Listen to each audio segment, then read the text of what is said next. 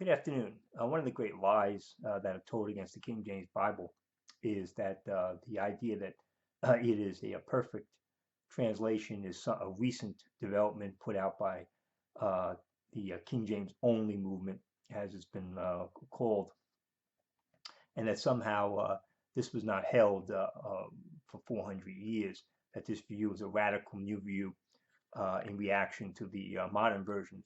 This is not true.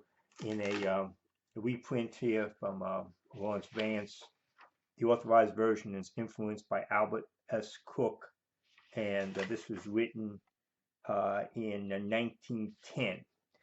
So, and Albert S. Cook was a professor of English language and literature at Yale University, in Yale University. So he writes here, the translators of the authorized version endeavored, out of the English renderings with which they were acquainted, compared with the originals and the principal versions into other tongues, ancient and modern, to frame which one which should surpass them all by appropriating the chief excellencies of each, so far at least as these excellences should be harmonized with one another. Insofar as it did thus reconcile pre-existing differences, it became a powerful agent in establishing unity throughout the English nation. For, to borrow the words of Gardner, in its production all sectarian influences were banished and all hostilities were mute. Whereas previously one Bible had been read in church, that was the Bishop's Bible, and another at home, that was the Geneva Bible, now all parties and classes turned with one accord to the new version and adopted it as their very own. It thus became bound up with the life of the nation. Since it stilled all controversy over the best rendering, it gradually came to be accepted as so far absolute that in the minds of myriads there was no distinction between this version and the original text, that they may almost be said to have believed in the literal inspiration of the very words which composed it. So that was before 1910, and the fact that myriads believed that, and that's an indefinite amount, believed in the fact that the King James Bible was in fact uh, a translation of the actual originals. And when you held the King James Bible in your hand, you were holding the originals in your hand as a perfect translation.